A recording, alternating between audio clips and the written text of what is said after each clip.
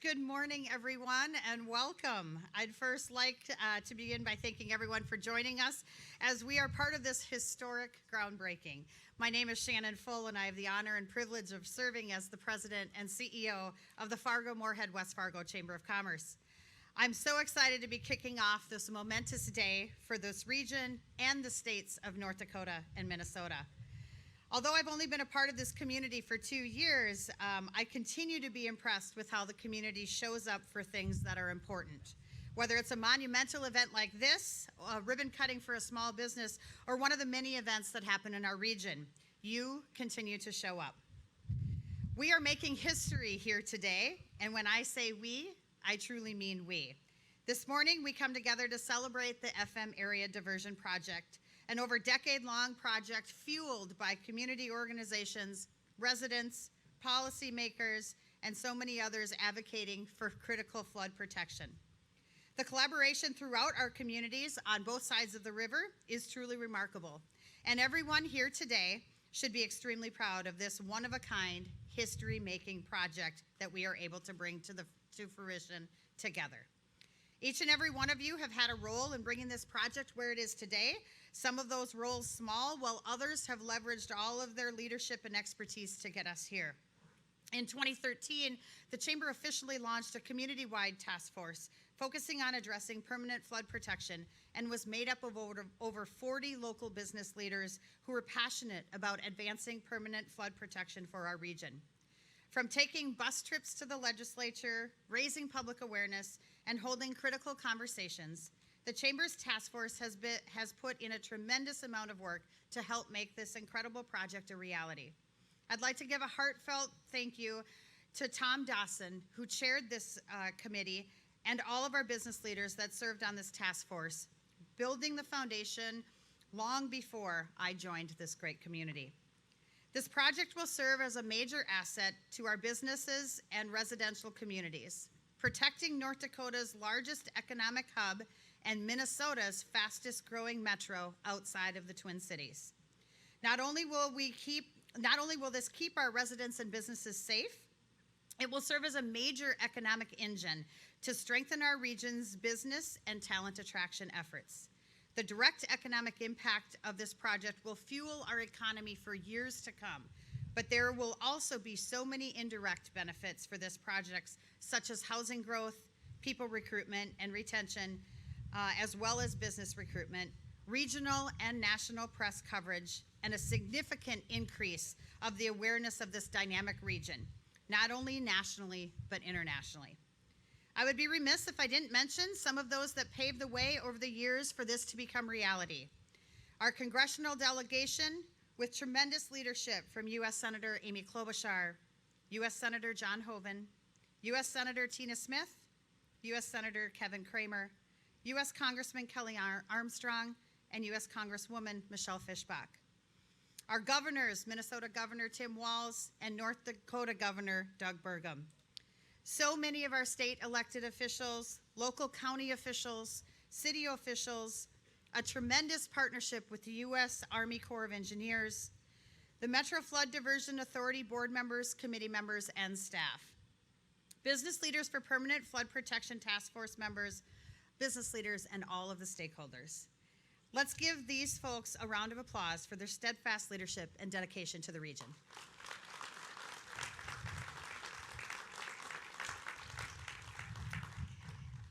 As we move forward today, to the next phase of this project, we'll have opportunities and challenges, but together, collaboratively, we will make this be the most successful P3 project ever. Thank you all for your leadership, commitment, dedication, and passion for this project. We at the Chamber continue to stand ready to walk alongside each of you as we continue to make history. Now I have the great pleasure of introducing the Executive Director of the Metro Flood Diversion Authority and your MC for today, Joel Paulson. Joel became the, see? Look how excited they are for you. Joel became the first Metro Flood Diversion Authority Executive Director in September of 2019, following a nationwide search. He has more than 20 years of experience in engineering, civil works, and traffic-related projects. Previously, he worked as an engineer and office leader for Stantec Engineering. He has worked on projects from utility replacements, transportation improvements, levee systems, and community planning. Previously, Paulson served on the Moorhead City Council and was appointed by Minnesota Governor Mark Dayton to the Governor's Task Force in 2018.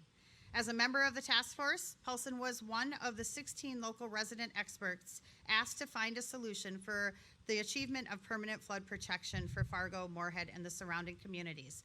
It has been a tremendous pleasure of mine to work with Joel over the last 18 months, and I continue to look forward to our partnership. Please help me welcome Joel to the stage. Thank you, Shannon. Appreciate those kind words, and thank you for the Chamber's support, of course. My name is Joel Paulson. I've had the pleasure to be the Executive Director for the Metro Flood Diversion Authority since 2019. I'm honored to be here today. What a beautiful day we have to celebrate such a long time coming achievement of the Metro Flood Diversion Authority in our efforts to achieve permanent, reliable flood protection. Thank you to all who took the time to join us today. I'd like to take a moment to recognize some of our distinguished guests. Mr. Jamie Pinkham, Principal Deputy Assistant Secretary of the Army for Civil Works, is joining us today, as is Ms. Stacy Brown, the Deputy Assistant Secretary of the Army for Management and Budget in the Office of the Assistant Secretary of the Army for Civil Works. Their support has been instrumental as we move forward with this massive project. The same can be said for our North Dakota and Minnesota senators and governors, whom you will hear from shortly, as well as Major General Diana Holland, Commander of the Mississippi Valley Division of the U.S. Army Corps of Engineers.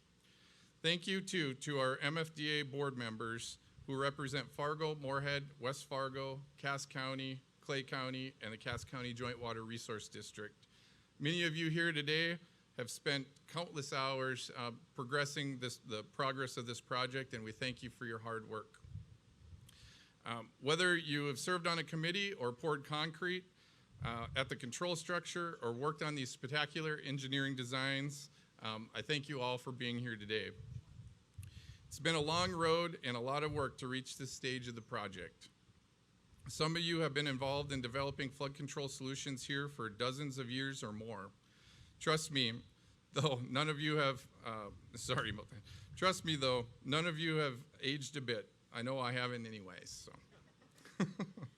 While this is an occasion of celebration and new beginnings, I would be remiss not to acknowledge our past, including one in particular who is no longer with us, Mr. Denny Wallaker, who always had the vision that this project would eventually be implemented, and I know he's looking down on us today with a smile on his face.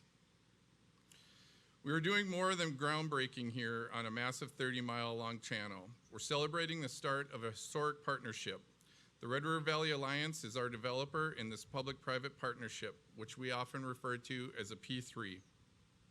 Some of you may not know this, but this project is the first P3 civil works project in North America. Together with the Corps of Engineers, we are leading the way and setting an example for infrastructure projects for decades to come. By using this split delivery approach, the U.S. Army Corps of Engineers is building the 20-mile-long southern embankment and the 3 gated control structures down south by Horace. The Red River Valley Alliance will begin construction on a 30-mile channel, which we're sitting in right here today. With this approach and the hard work of many people that I may not be able to mention here today, we know that we'll be ready to protect 235,000 people and their homes and businesses from flooding by 2027. Here to tell you more about this important partnership and project is Ms. Esther Diaz, CEO and Project Manager for the Red River Valley Alliance. Please give her a round of applause.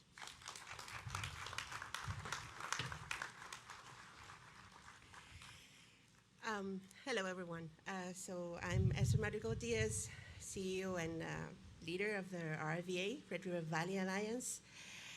Red River Valley Alliance is a partnership made up of Acciona, Shikunen Binue, and North American Construction Group, diverse industry leaders with global expertise that I am representing here today. today in what is the first green finance initiative in the US designed for climate adaptation. It has been a long road to get here. A lot of people has been involved in making this a reality. And I have been here for a year now, and I have to say that coming from abroad, as weird as it may sound, coming from Madrid, the community has been really open, warm, and welcoming. And I have to say a big, big thank you from all the team that is joining from any part of the world. We're more than 20 different nationalities in the RVA ASN group. And we're joining our efforts with a lot of local people that are amazing and really welcoming. Thank you. Thank you from the bottom of our hearts. Being part of any infrastructure project is always a service to a community and to the society. But in this case, we feel honored because of the life-saving, life-changing nature of this project. RVA is going to be here for the long term, committed to Fargo-Moorhead, West Fargo success, growth, and sustainability. When the construction is over, we will still be here, part of the community. We are committed to see the channel become a landmark, and we would like to see the community interact positively with the Red River that has been a threat during the last years. Thank you so much. Thank you, Esther. We certainly look forward to more of our partnership together as we start this construction. Now it's my honor to introduce North Dakota Governor Doug Burgum.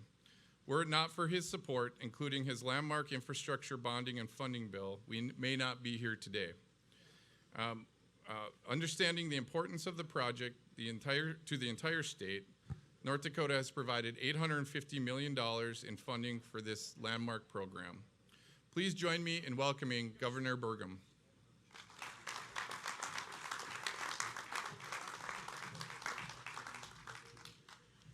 Good morning, everybody.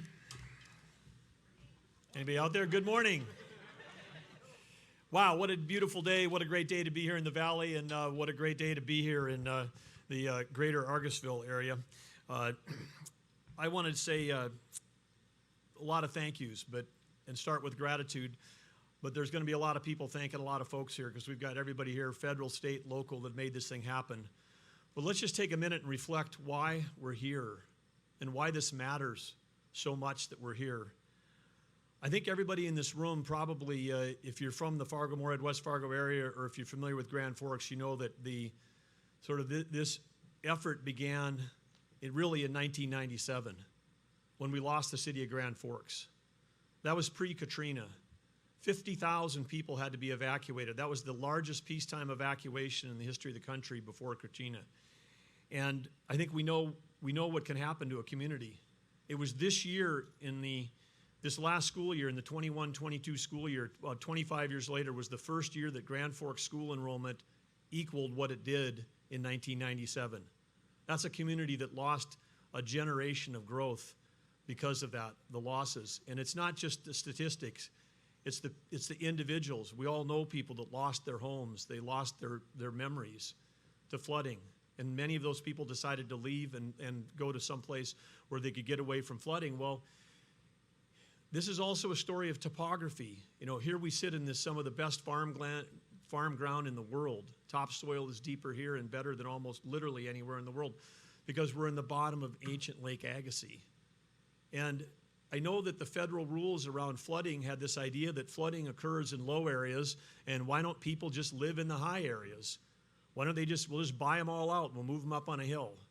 And virtually every federal rule pre this project was built around that mentality and that idea. But the topography, look around you, we are literally in one of the flattest places on the planet. It's 225 miles from here to Winnipeg, and Winnipeg is 225 feet lower than we are. It's a foot a mile for 225 miles in Red River Valley.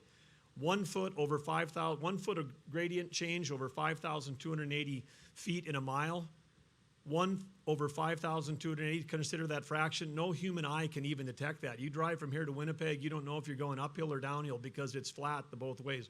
I just like to say it's flatter than any pool table you've ever played on in a bar.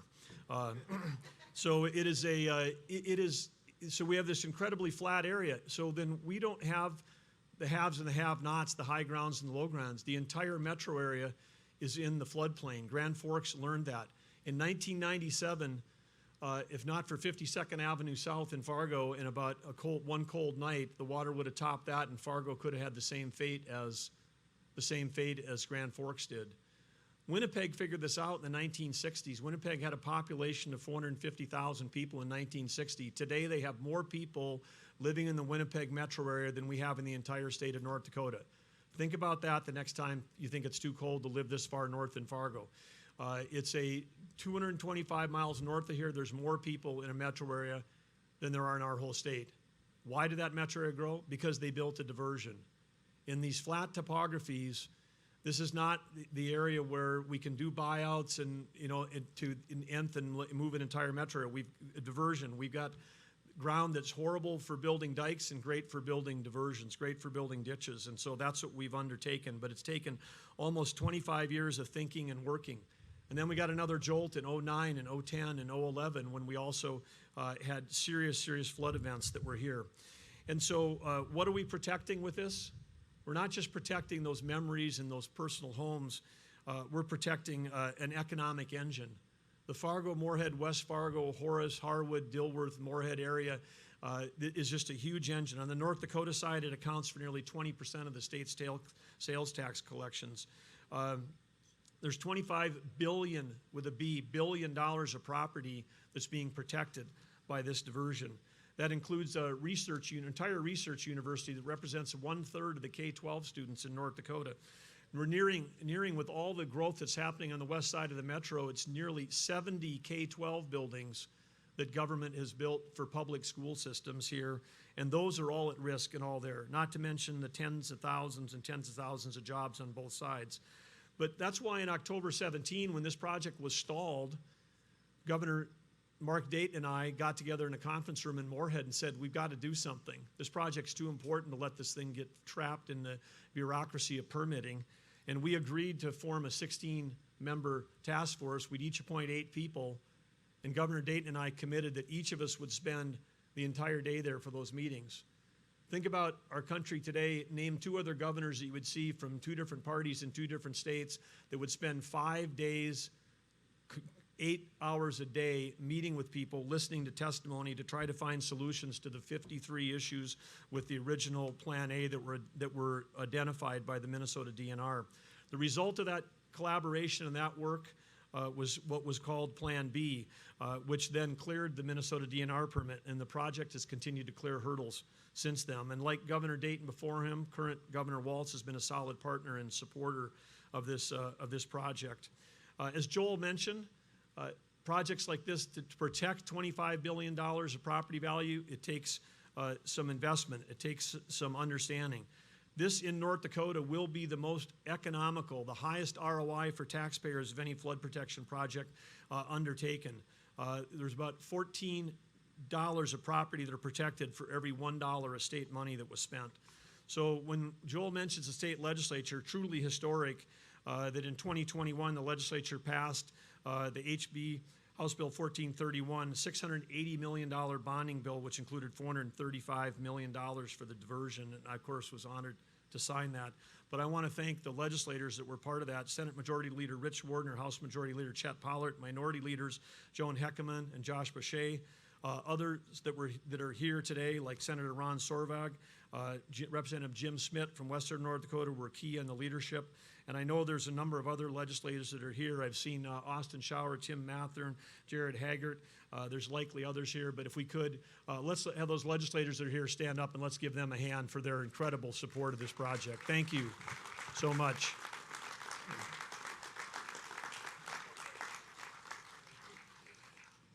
So we have the dollars that are here, but the locals also have got skin in the game, which is incredible that they're doing that through the sales tax. We've got with that, though, with the protection for the entire metro area, it's going to save tens of millions of dollars annually because all these family members are going to have like a giant insurance break, because instead of buying flood insurance, they're going to be able to keep that money in their pocket. And again, the federal delegation, Senator Hoeven, Senator Klobuchar, that are both here today, the Water Infrastructure Financing Innovation Act, WIFIA, the second I is innovation. And you heard from Joel, first in the nation, P3 development. And because of this, cutting through the red tape and getting this bidding done, which we announced a year ago in June, think about the savings that's occurring to taxpayers because we got out ahead of inflation. The legislature plus the federal delegation moved on this thing because we had a sense of urgency, and that is saving, if not tens of millions, perhaps hundreds of millions over the course of this project. And I know that when we had the drought the last few years, people have said, why do we need to do this? We had record drought in 2021. This spring in 2022, we had record rainfall, wettest spring since 2007. And so it's a reminder that we're always at risk of flooding when you're at the bottom of an ancient lake, and we've got to be ready. We should be counting down. We started this journey in 1997. We got through this spring. We've got 4 springs to go before we got protection for the whole metro area. We're getting really, really close, and this is so important. So again, thank you for everybody that's worked on this. It's exciting to look around and see all this machinery, know that some of this machinery was built right here in North Dakota that's going to help build this protection. But again, everybody that's here had something to do this. Grateful for all of you. Let's keep it going. Let's get this thing over the finish line, and let's protect the entire metro area. Thank you very much.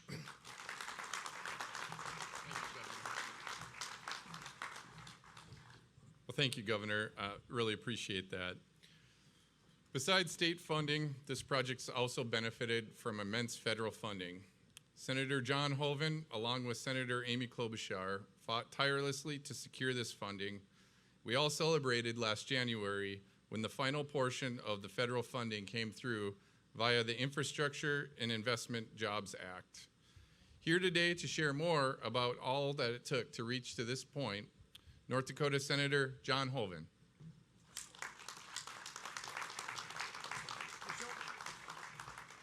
Congratulations, great job, huh? Give yourselves a round of applause. Let's go. So exciting. Kind of warm out there, Pepcorn. You working up a sweat? Yeah, you'll be sweating by the time I'm done. I'll tell you what, it'll take a while here. No, this is great. Congratulations, awesome. Big thank you, of course, to Governor Burgum, all the mayors, Mayor Mahoney, Mayor Dardis, Mayor Carlson, to all the city commissioners that are here. Your leadership, incredibly important. County Commissioner Chad Peterson, the county commissioners. Like the governor said, so many partners, the Corps, General Swenson, thanks for coming up for this important event. Our delegation, obviously, Amy Klobuchar and the Minnesota delegation, this is a P3 partnership, but the partners are innumerable, and it takes that to build a multi-state $3.2 billion project, the first of its kind in the nation. And so I'm just going to take a couple of minutes to talk about a few of the steps along the way. Obviously, Governor Burgum talked about some of them from the governor's perspective. Others will talk from the city perspective, the mayors, Chad from the county perspective, obviously Shannon Full in the chamber from the business perspective. Again, partnership after partnership. So the P3 is the overall project, but there are many, many, many more partners, and that's what it takes to make something like this, the first of its kind in the nation, to happen. And so this really is the paradigm for the future. This is the paradigm for large core projects for the future. For large multi-billion-dollar, multi-state projects, this will be the paradigm. You watch and see. And this will be the first one done. And it's a first in a number of ways, at least 3 major aspects. This is the first. First, it is just exactly that, the P3 partnership, public-private partnership, and then look at all the partners, federal, state, and local. So it's the first of its kind in that aspect. Second, it's the first with a WIFIA loan. Now, that WIFIA loan's been used by other agencies for various purposes, but not by the Corps of Engineers to build a flood protection project.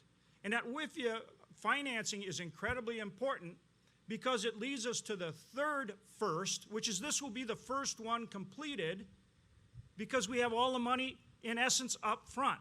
That's what the WIFIA piece does. It's about $569 million that will save us $500 million in constructing this project because it brings the local share up front and makes it available as needed, not as that the local city and county taxes collected over a long period of time. In that respect, then we match the federal funding, which we were able to get, and the state funding, which you great legislators and your colleagues put in place. That money is available to draw as it's needed. But the local share is available as needed because of the WIFIA loan. And that's why it's so incredibly important, and that's why it saves so much money, not only in construction of the project, which I think, Mayor Mahoney, we're still hoping for within 6 years? Yes. Okay. Wow, that means in years 7, 8, 9, 10, and on, when a lot of people might have been flooded, and we might have had to, and Senator Klobuchar, I know you're a pro with filling sandbags, because we've had you up here, but you ain't going to have to come back, because this is going to be done. But think of the damage, the cost, the human suffering, all those things that starting in year 7 you won't have to worry about. If this was a traditional project and took the typical 12 to 15 years to build, you've got all that time, another decade, where this area would be at risk, 250,000 people. So think of the savings as well as the effect for people. And I particularly want to give a shout out to Senator Klobuchar in a number of ways. I went to her a long time ago and said, boy, we're really going to need your help on this, and there's a lot of challenges to it. And that's before the governors got together and actually changed the program to help address some of the remaining upstream concerns. And the governors did a fantastic job on that. But it also increased the cost of the project. And at that time, I remember talking to Senator Klobuchar, and she really put her shoulder to the wheel. And we actually passed 16 pieces of legislation, 16, to make both in terms of authorizing and funding this project. And we also did things like we went, I think the last time we actually went together up to see the OMB director, Shalonda Young. It was in December of last year. And not only got the funding, but got the administration to commit to put the full funding here, the full $750 million. And so that's why when you take that $750 million plus the loan guarantee, plus what our governor and the state legislators have done, and you tie all that together, we've got the $3.2 billion ready to go. And then, oh, by the way, that tractor right there was made in Fargo. Pretty proud of that. Yeah. So we've got everything in place, and today we unleash the P3 part of it to go along with the work that the Corps is already doing, and we get this thing done in 6 years, because this is the paradigm for the future. And that's because the people of this region, Fargo, West Fargo, Moorhead, this whole region, got together and said, you know what? Second place or settling is never good enough for us. And if you don't believe it, just ask the Bison. Go Bison, congratulations.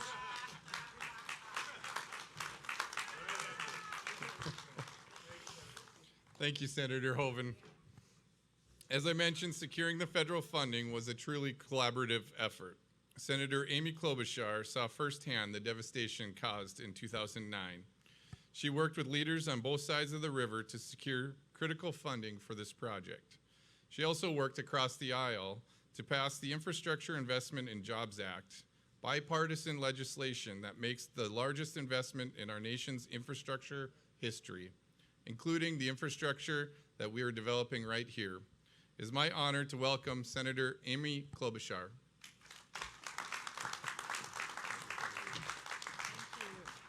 Well, thank you, everyone. It's fun to see you out there in the sun. I do have some suntan lotion in my purse if you need it.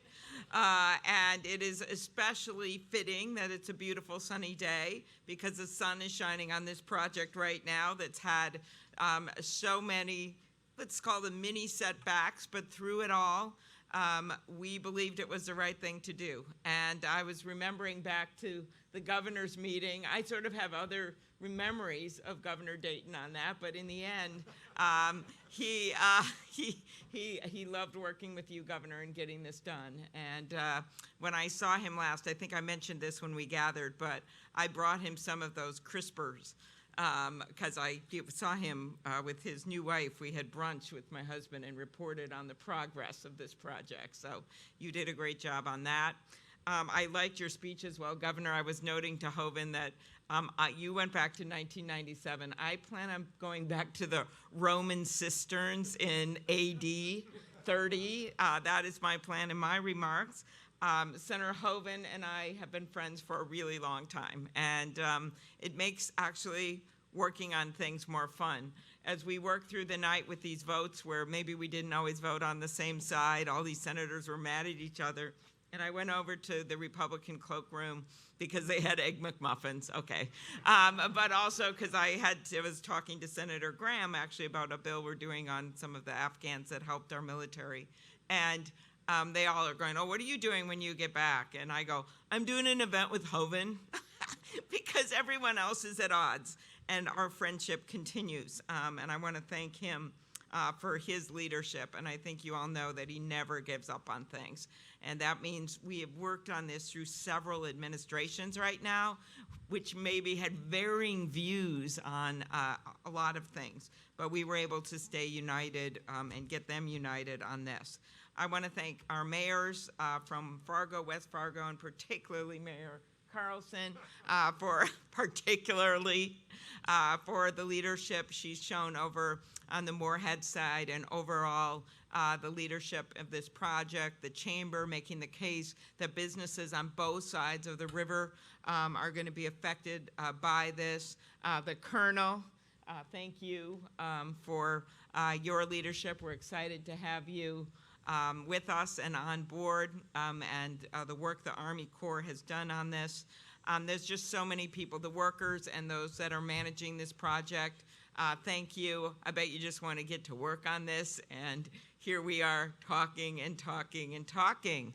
I think about what we have here. The Red River has been noticed as exceeded flood stage 55 times since 1902, which is alarming on its own, but the problem has actually worsened with 7 of the top 10 floods occurring in just the last 3 decades.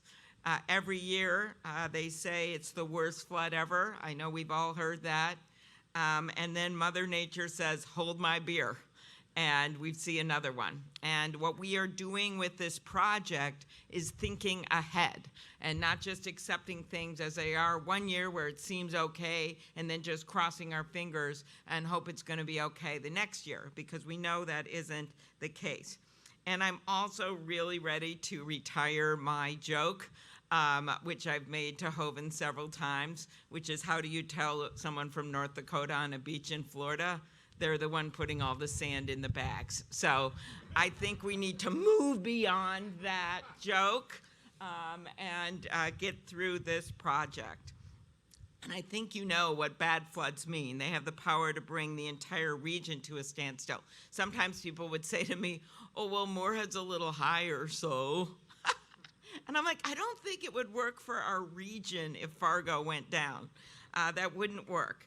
You would see, even with floods that don't destroy a town, you see roads closed for days, nearly impossible to get supplies, cars whisk away overnight, families losing their homes. The big flood in Fargo-Moorhead, or as I call it, Moorhead-Fargo, I remember standing in the volunteer center, and there was a guy giving out lunches. And I said, how are you? And he said, not very good. And I said, why? He said, I lost my house. And I said, and you're here? And he said, well, I figure what else am I going to do? So I thought I'd come here and volunteer.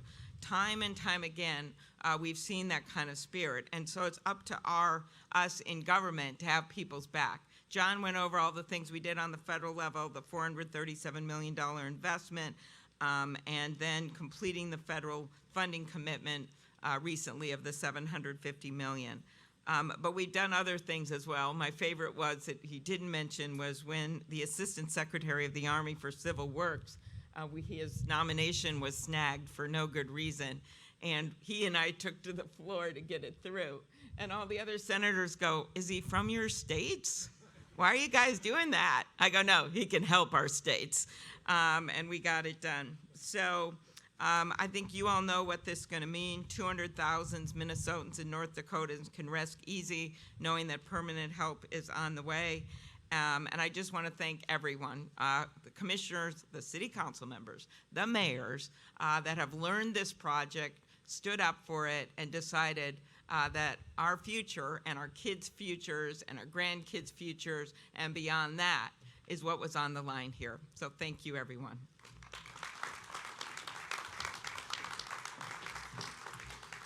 Thank you, Senator. As much as they had hoped to have been at this event, Minnesota Senator Tina Smith and Governor Tim Walz, as well as North Dakota Senator Kevin Kramer, could not be here. I do have some remarks from Senator Kramer that I'll read now, and then we have some video remarks from Governor Walz and Senator Smith. This is from North Dakota Senator Kevin Kramer.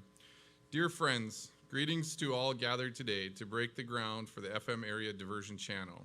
I hope each of you will take a moment to reflect on the significance of today and your role in making it possible. Building this 30-mile diversion channel under the Red River Valley Alliance P3 agreement is an innovative approach that should bring greater costs and construction efficiencies. I have been a strong proponent of the P3 approach and hope its success will be modeled for the future infrastructure projects. Decades of work by countless individuals, along with federal, state, and local governments and their related agencies, have brought the Fargo-Moorhead Diversion Project one step closer to reality today. As this construction begins, I thank you all for your dedication to this long overdue and essential goal of bringing permanent flood protection to the area. Congratulations on this special day. I send you my best wishes for every success as the work on this channel continues to move forward.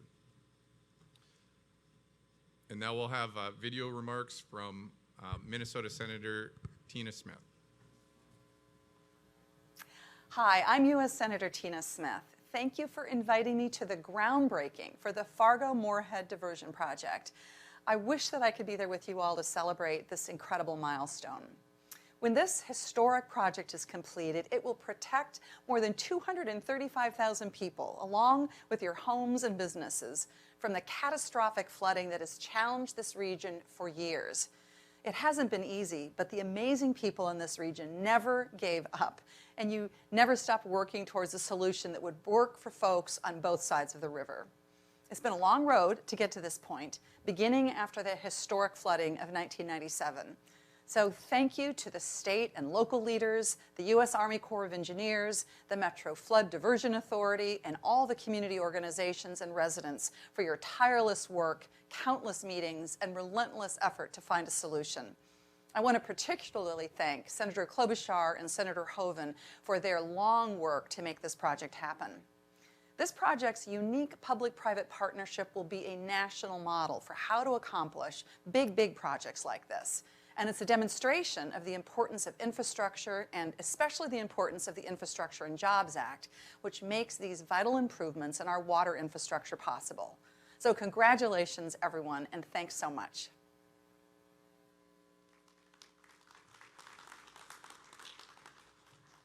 Hi, everyone. Minnesota Governor Tim Walz here. I'm sorry I can't be with you in person, but I want to say how excited I am on this groundbreaking of the Fargo-Moorhead Diversion Project. This is a project that's literally been decades in the making. It's a collaboration between the states of North Dakota and Minnesota. I want to thank my friend Governor Burgum for his great partnership, great leadership, and I want to thank all the skilled trades that'll make this project so incredibly important to the area, both in terms of protecting us from flooding, but the jobs that it's going to create. So congratulations on this. Can't wait to get back up in the area, get some shovels in the ground, get this project done, continue to move our states forward.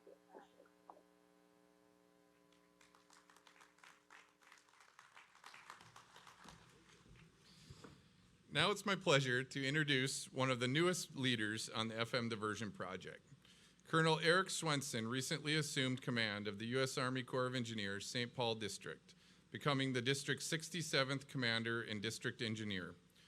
The Corps of Engineers is the federal agency responsible for implementing and overseeing the FM area diversion project.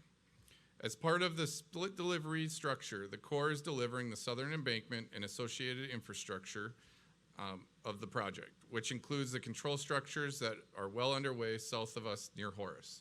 Please give us a warm welcome for Colonel Swenson.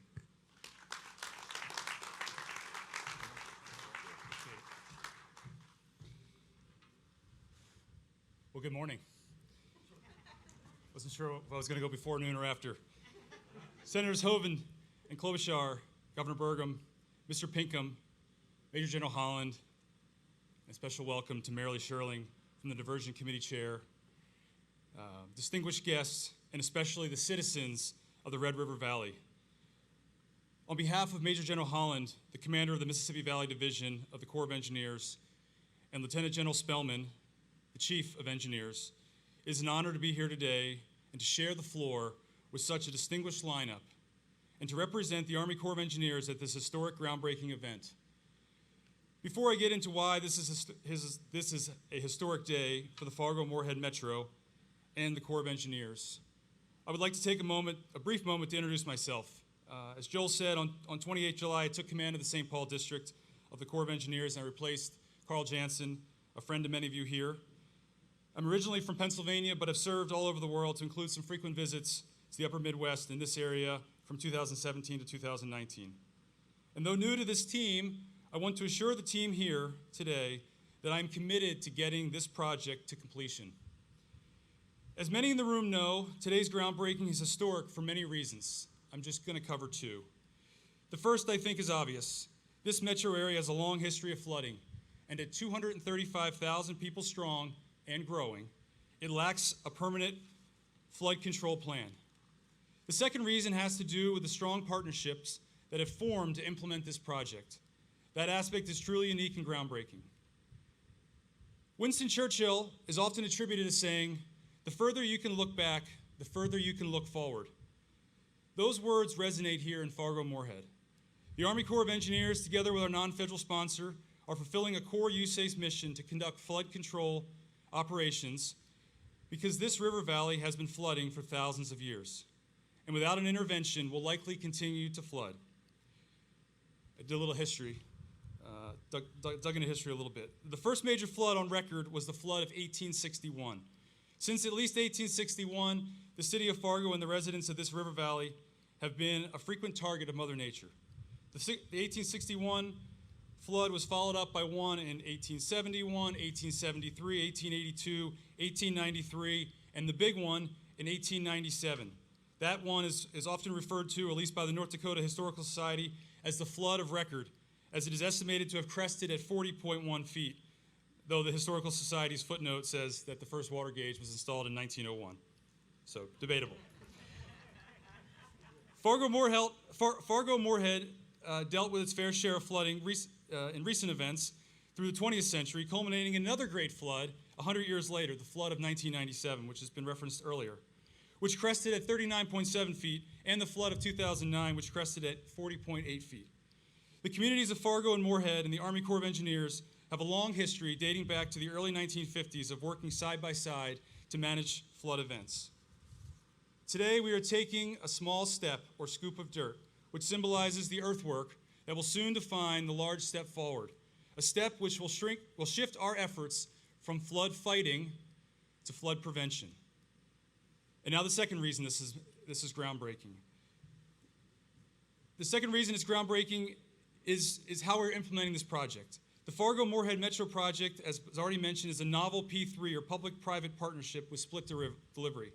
This is the first Army Corps of Engineers civil work project constructed using the P3 alternate financing method, and it is innovating how the Corps delivers large-scale projects across the nation. On this project, we've had our fair share of challenges over the past 14 years, but together with our non-federal sponsor, the Metro Diversion Authority, we learned a few lessons and are now sharing those best practices to improve delivery on those other projects I mentioned. Furthermore, just last week, our chief, Lieutenant General Spellman, announced that the Fargo-Moorhead Metro project delivery team, and many of the members are here with us today, has won the 2022 U.S. Army Corps of Engineer Project Delivery Team of the Year Award.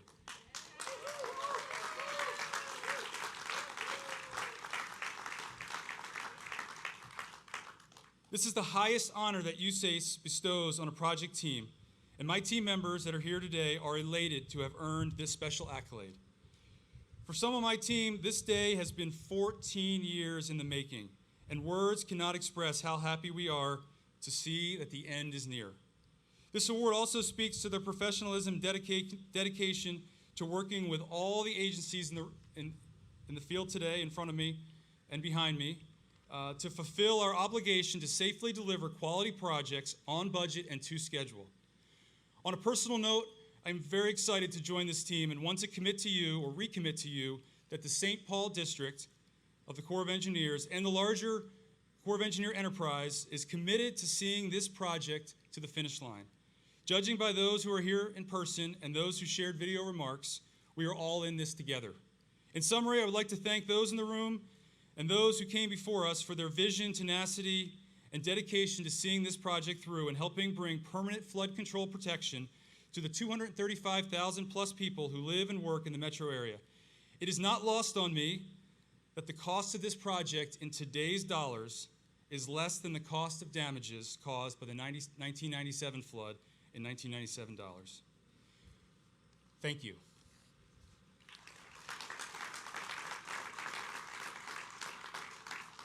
And before I turn the podium over, I just would like to invite up Mr. Jamie Pinkham, who is the Principal Deputy to the Assistant Secretary of the Army for Civil Works, is a big champion of this project and has been working tirelessly behind the scenes to deliver the resources that we need in the Corps of Engineers and to bring this team together from back in the Pentagon and DC to bring this flood relief to the people of Fargo and Moorhead. So without further ado, Mr. Pinkham.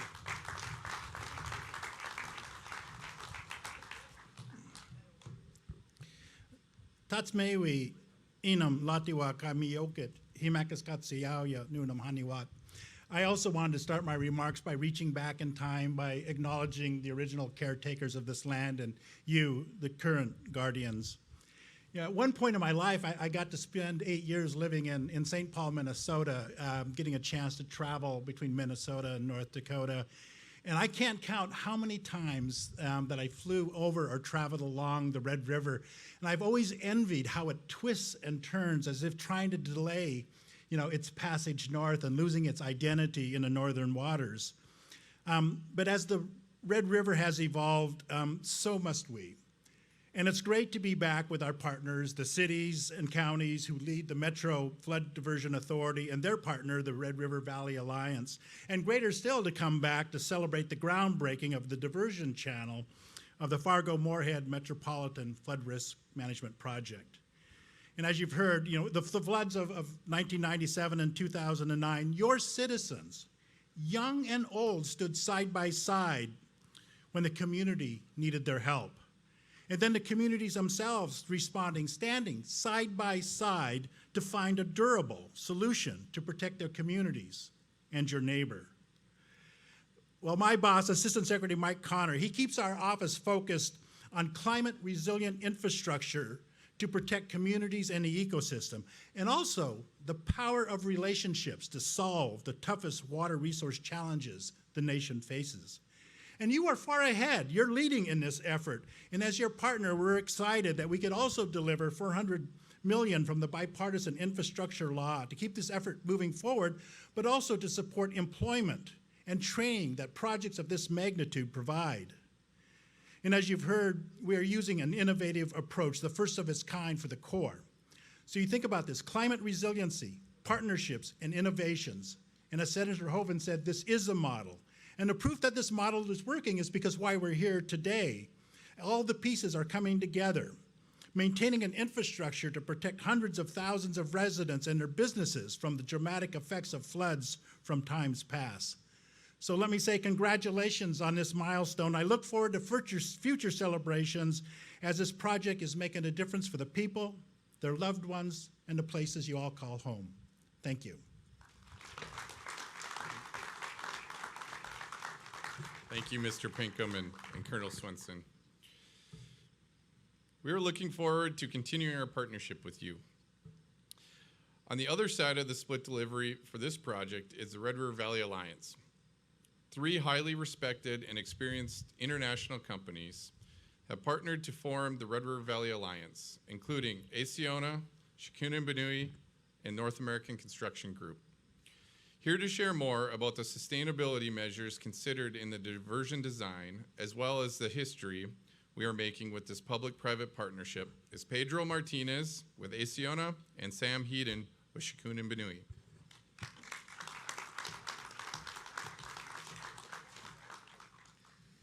Thank you, Joel. First of all, I would like to thank the Metro Flood Authority and the authority representatives here today for giving us the opportunity to celebrate this really special milestone for the project together. I would also like to thank our partners, Shikun & Benui and North American Construction Group, and our key stakeholders for being here today with us.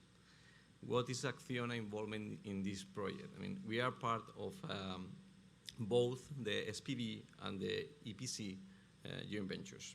The RRVA joint venture that Acciona is part of is financing, designing, constructing, maintaining, and operating this project, including the main channel and the associated infrastructures, all the roads, the bridges, rail crossings, and aqueducts.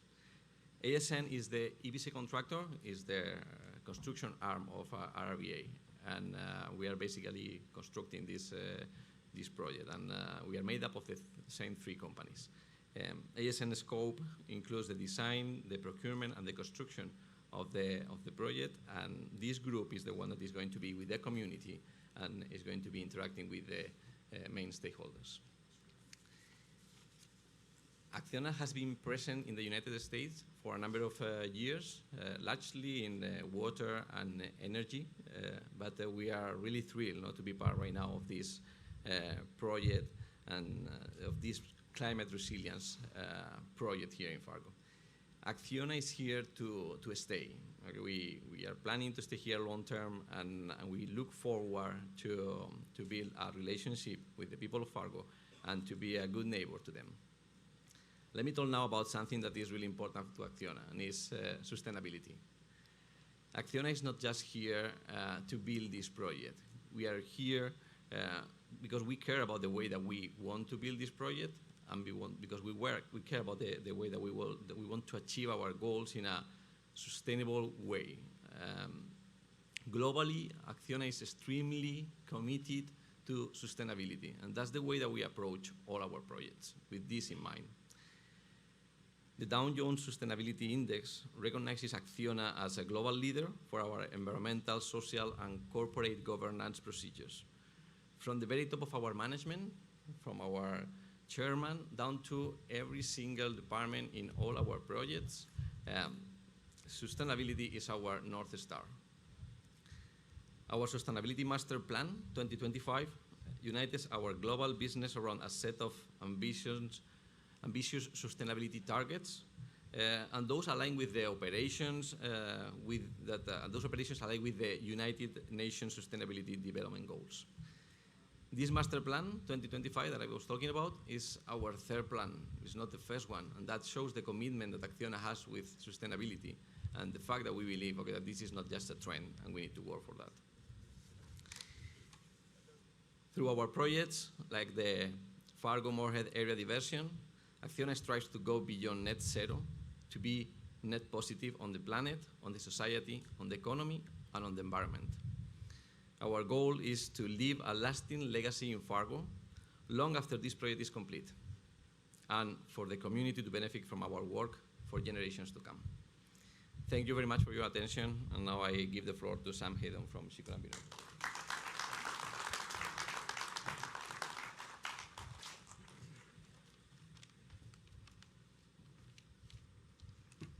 Well, thanks, Pedro, and thanks, Joel, for your tireless efforts throughout this. And governors, senators, representatives, distinguished guests, mayors, ladies and gentlemen, and all the hard workers that have made this project happen. On behalf of the sponsors of RRVA, of which we are very lucky to count ourselves as one, we congratulate all of the supporters of the project at this historic milestone. We feel very privileged to have the opportunity to speak here today and to officially commence construction work on the Fargo-Moorhead Flood Diversion Channel. I'll say S&B USA, Shakuna Manui, is headquartered in Pittsburgh, and we have projects throughout the world, both as an infrastructure investor, as well as a construction company, and we're very proud of the work we do around the world. But I will say that that pride, I think, is even greater here, because this project truly is special, and it is indeed near and dear to my heart. The equity sponsors of the project, as I said, first began their involvement in the project back in 2015, and each of the partners have remained truly dedicated to the project throughout this time. And we're also very happy to have stood shoulder to shoulder with each of the stakeholders throughout, especially through the development challenges and the successful closing, and now when the real work begins on the future delivery phase.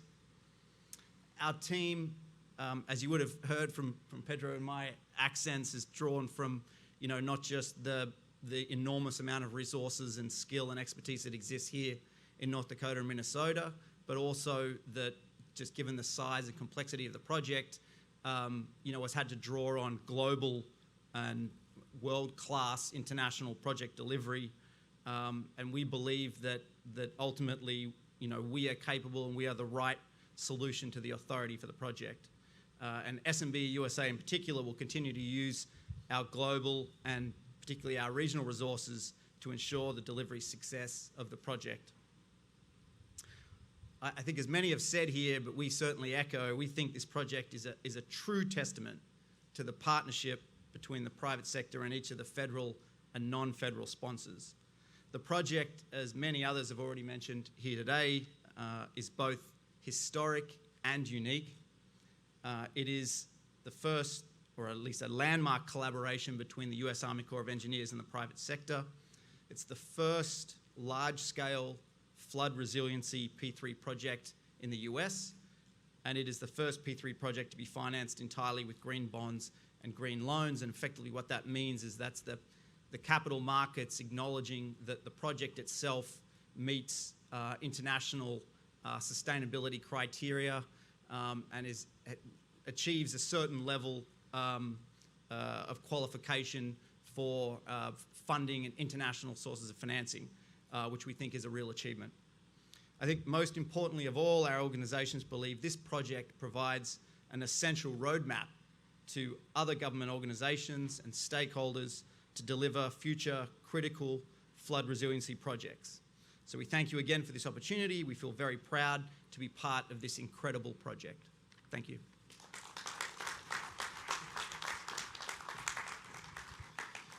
Thank you, gentlemen. I think one of the most exciting things for me is just seeing the approach that Red River Valley Alliance is taking and implementing this mega project in a sustainable manner and thinking about things that aren't normally thought about during construction. Very unique approach, and we certainly are excited to see that implemented. I want to take a moment just to recognize a few of our diversion board members.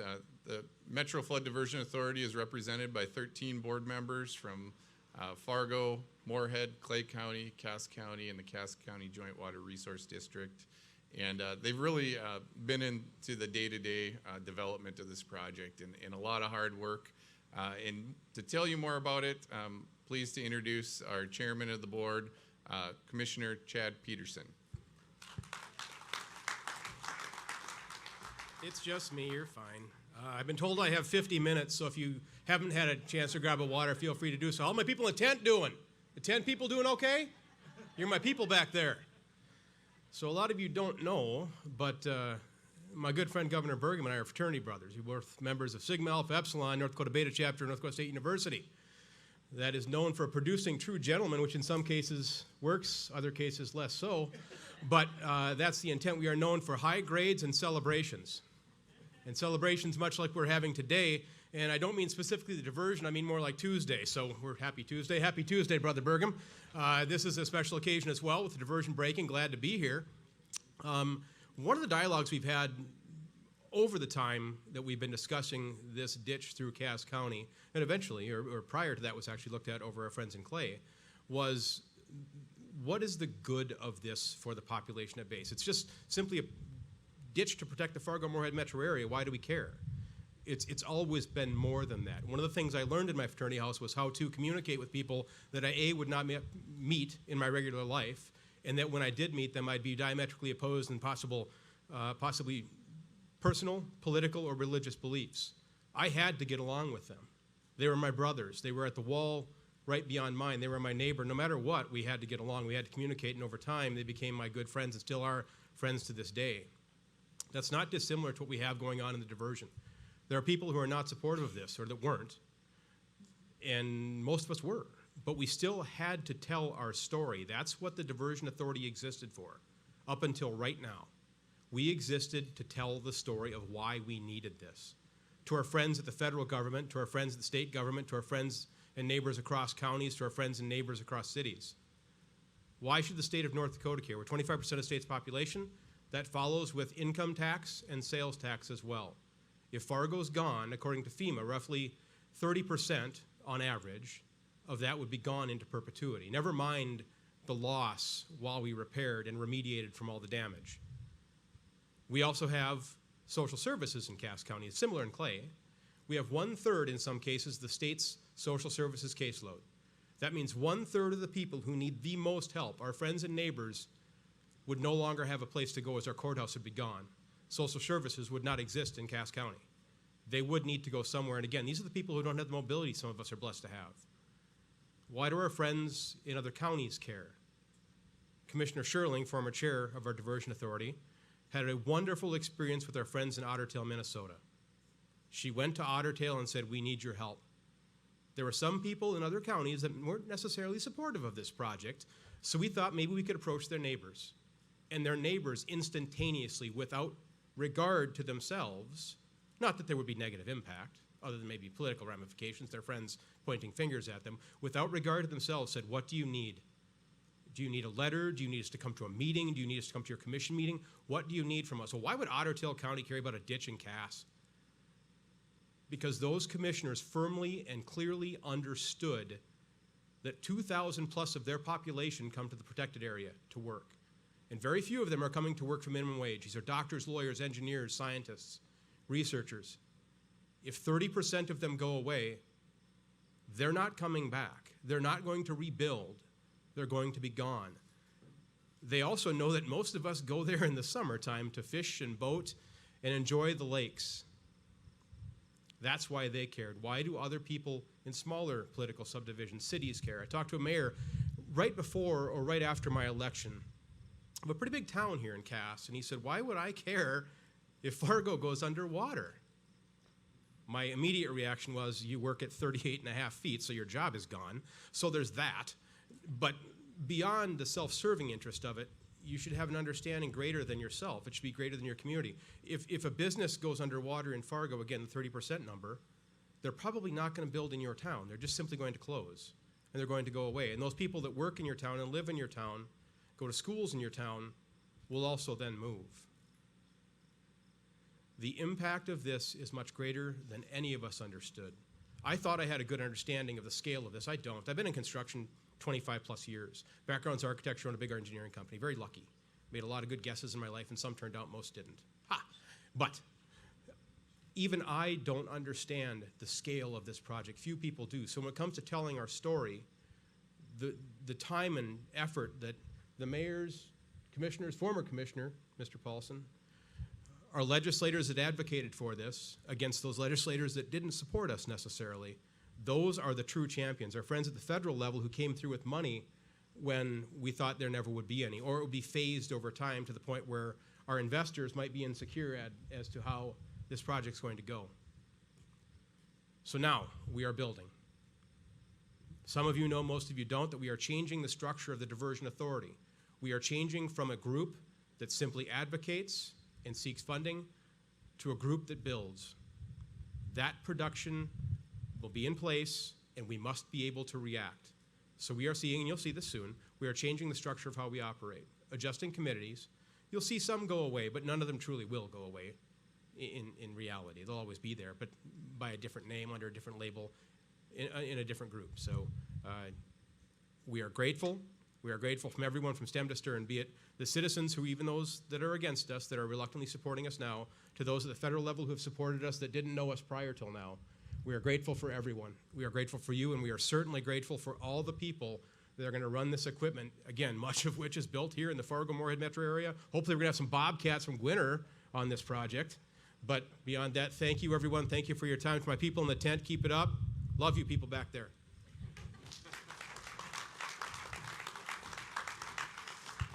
Thank you, Chairman. As I had mentioned, the Diversion Authority Board includes leaders from throughout our community. Dr. Tim Mahoney spent countless hours alongside the late Mayor Dennis Wallaker as the city battled floods in 2009 and the 2 years that followed. Now his leadership continues as the mayor of Fargo and a member of the MFDA board, who also serves on the finance committee. Thank you for your leadership, Mayor Mahoney, and I just want to say I think it's about time to put on the yellow vest mayor. So.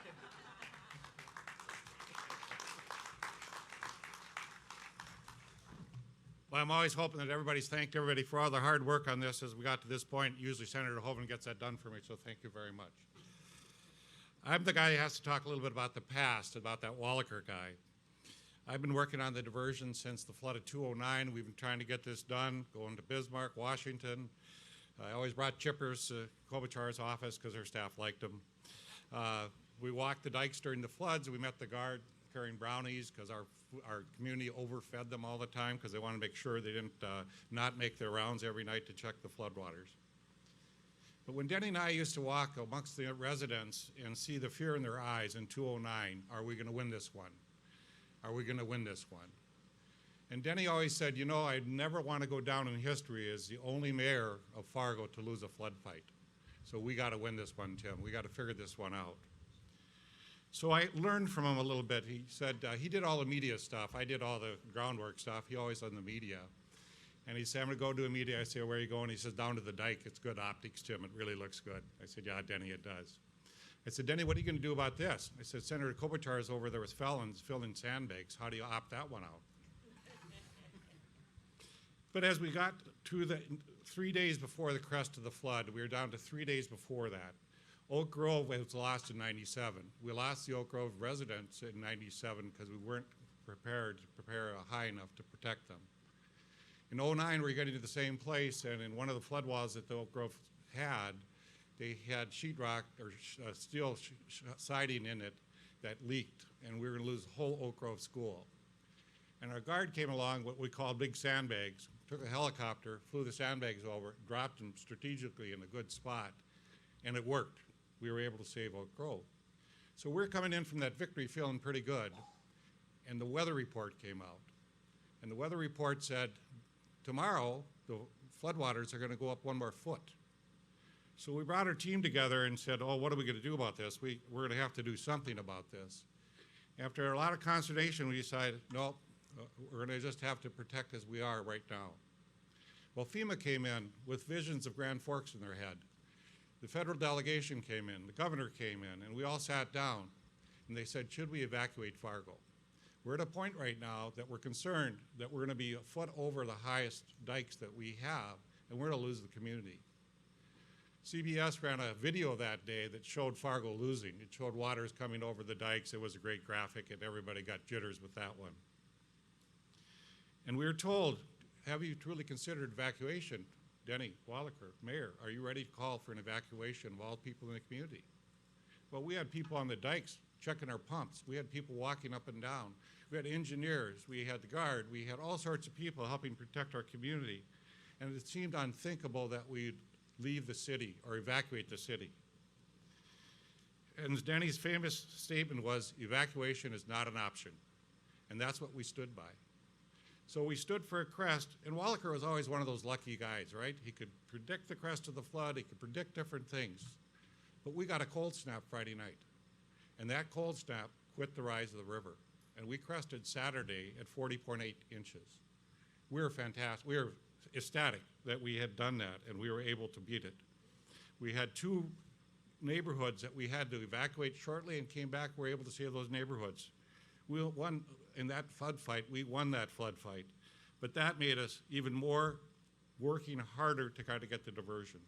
And I'll tell you the twists and turns of this project. It never went kind of how you think it'd go. We went to the feds and said, hey, we found a way to save $300 million. How about that? Of course, the feds were happy about that. A couple years later, we said, hey, we need that $300 million back. Luckily, they said yes.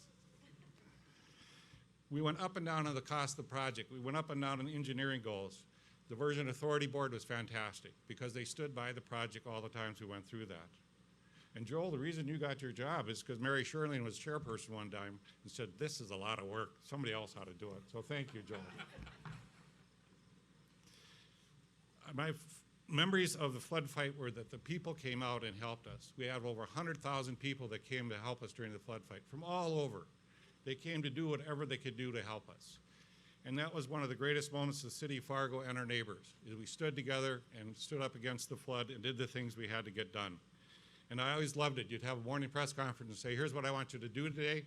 By the next day on the press conference, all those things had been done. So Senator Hoeven at that time was Governor Hoeven. And I always remember one particular moment I had with him with the Guard. I'm going to ask you all to stand up. You've been sitting on the ground. Just stand up here.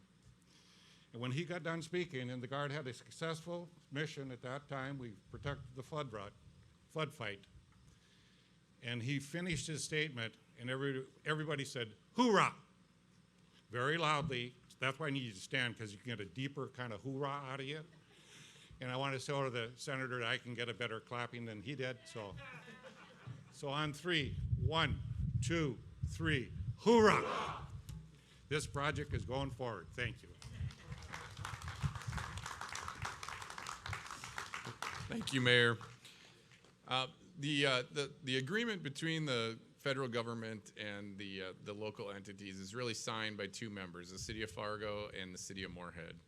And I would like to bring up the mayor of Moorhead, Miss Shelley Carlson, the other half of the arrangement here, and some would say maybe the better half. So if you could give a warm welcome to Miss Shelley Carlson.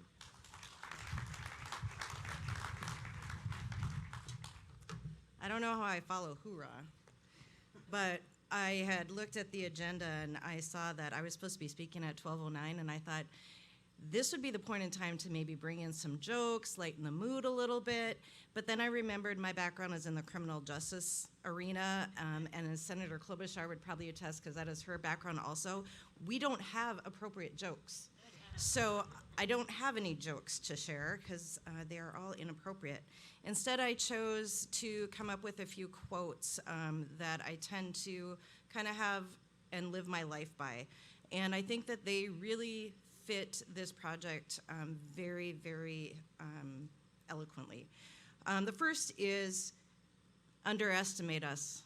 That'll be fun, right? Nobody thought that this project could happen in the way that it's happening. Nobody gave us credit that when we come together on different sides of the river with local, state, county, and federal elected officials and people, that you might want to underestimate us, but it won't happen because we're going to make it happen. And we are proving that every single day with this project. The other one is teamwork. Coming together is the beginning, and there were a lot of people that did come together at the beginning. Keeping together is progress, and as Chair Peterson talked about, we're transitioning because we're progressing. We are moving on to the next phase of this project.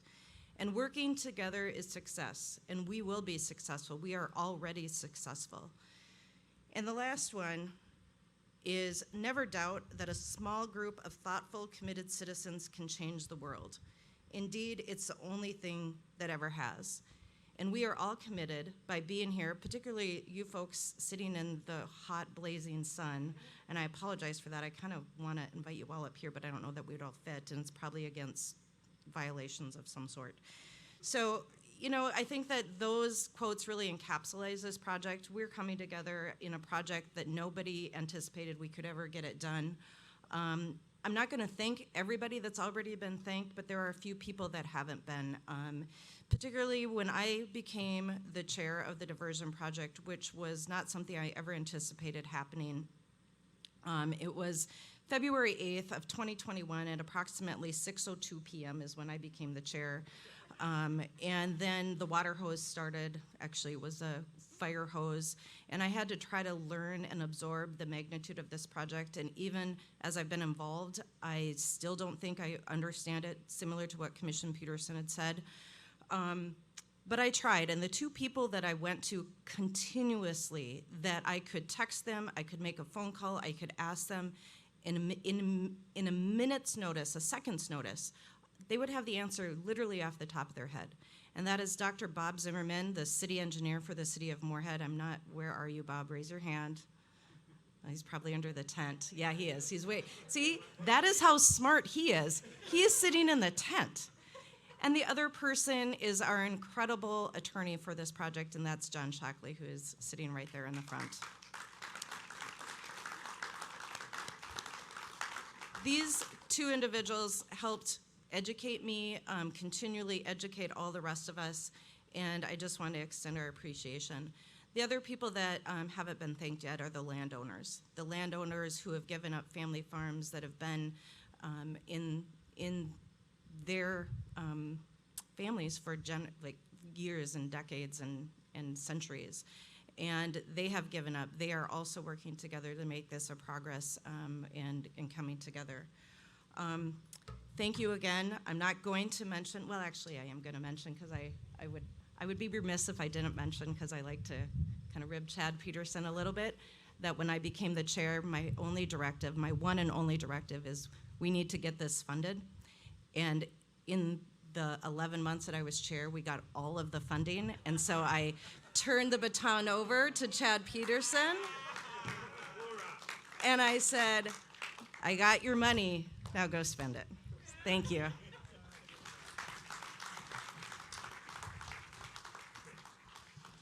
Thank you, Mayor. Next, I'd like to bring up the Mayor of West Fargo. Mayor Bernie Dardis served on the MFDA Board of Authority, and he's also the chairman of our Finance Committee. He works tirelessly to ensure that we remain fiscally responsible while securing the necessary funding. And let me tell you, he certainly watches the pocketbook closely. So please welcome Mr. Bernie Dardis.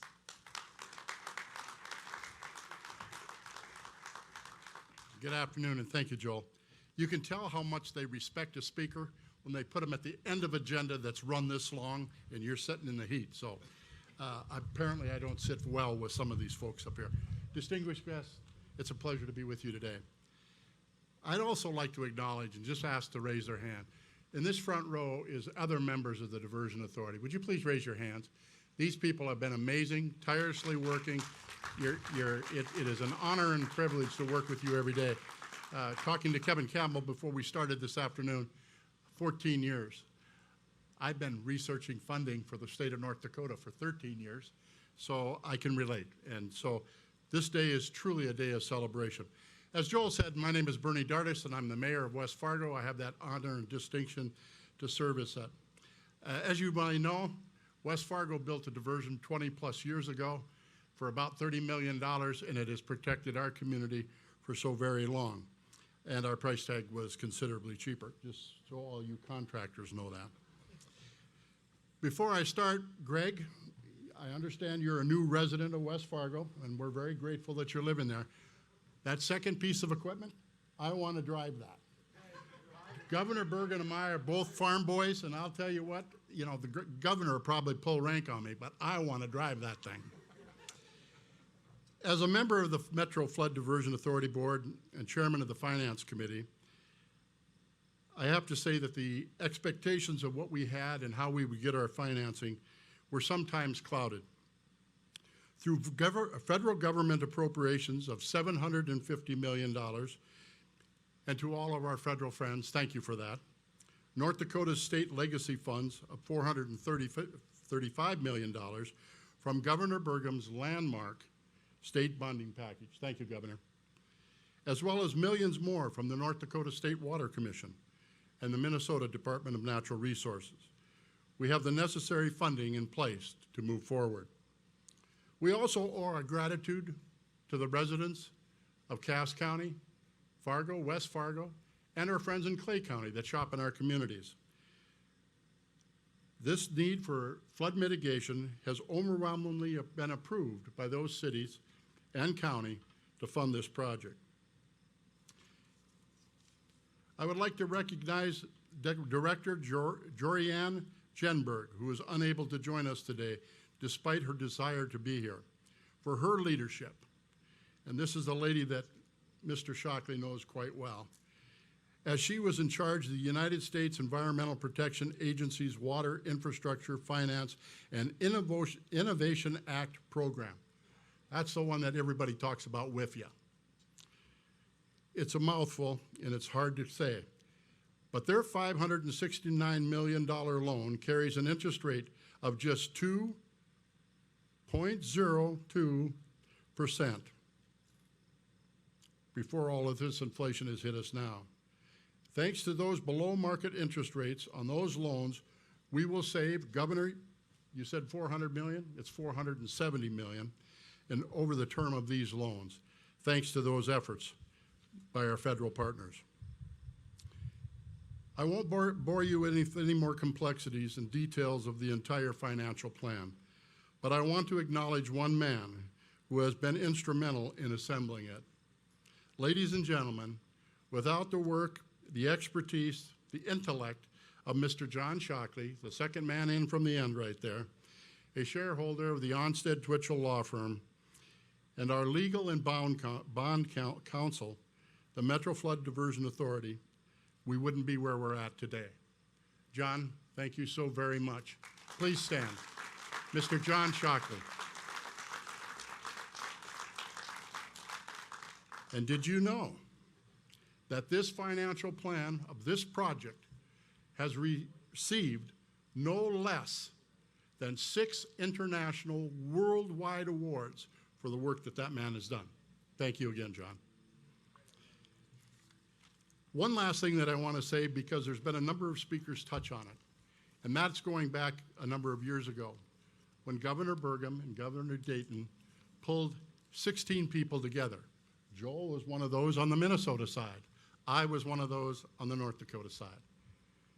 That leadership was a turning point, that opportunity to come together.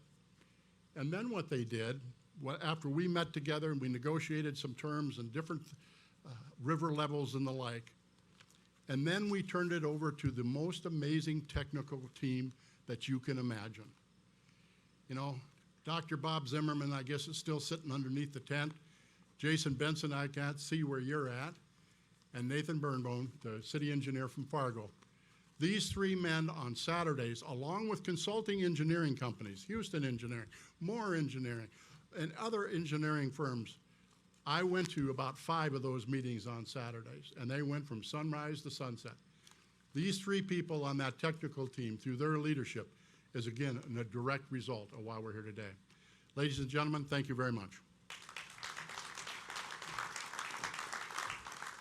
Thank you, Mayor Dardis. We have one more speaker, I promise, and then we'll get you guys moving. They say you always save the best for last, and the gentleman who will be coming up here will be the manager of construction on the P3 portion, and he's the one who gets to allow us to drive this equipment maybe later today. So please give a warm welcome to Greg Yavicoli.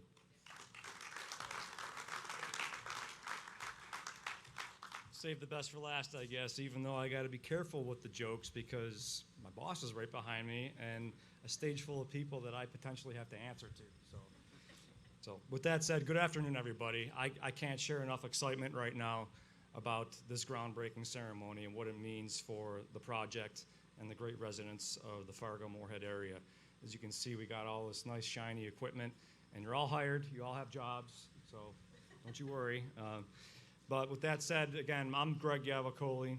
As the construction manager for ASN, I directly oversee all the day-to-day operations in the field as it relates to safety, quality, environmental, natural resources, supervision, equipment, and schedule. So what does that mean? I'm the fall guy.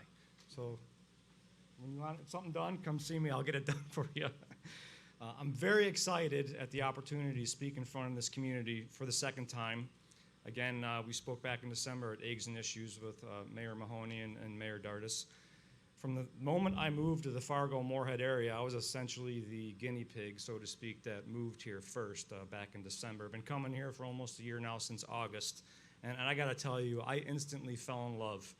The warm, inviting community has made us all feel welcome, and my family's quality of life has instantly improved. I will say again what I once said before, what I thought was gonna be the hardest part, moving to Fargo, the community has made the easiest for me. And now, what is going to be the hardest part for me is at the end of this project when I tell my boss that I actually want to stay. And he's got to tell me I got to go, but I want to stay. So. With that said, ASN constructors, we are highly invested in the community.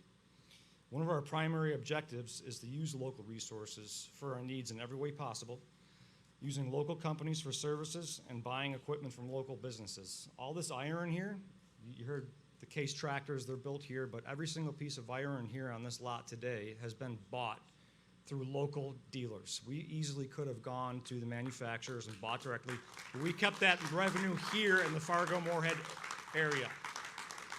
This is just a piece of the $50 million investment we made in the initial purchase of our equipment that through these local dealers here. We're going to continue that effort. We're actively hiring again.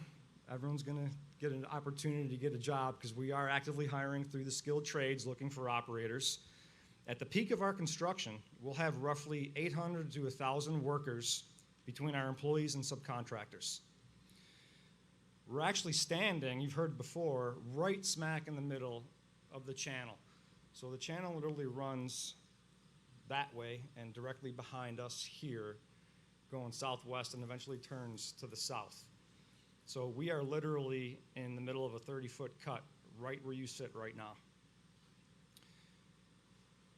Construction will take roughly 5 years. We are very committed to meet the flood year production date of March 2027. And we will be working at varying locations throughout the entire 30-mile alignment at any given time. So we'll be working all the way up here through Argusville, all the way down to Horace. And I want everyone to rest assured that this project is moving forward, and we are very thankful for this opportunity to break ground together. With that said, we all have made a promise to the community to protect them. This is truly a profound and history-making piece of infrastructure that will give safety, peace of mind, and even greater ability for the Fargo-Moorhead area to thrive.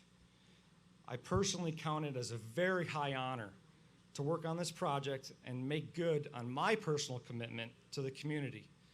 We're not here because we have to be here, because it's a job, but in fact, we genuinely want to be here. And that's how I want to end this statement. We all want to be here and be a part of making this community better and safer. Thank you.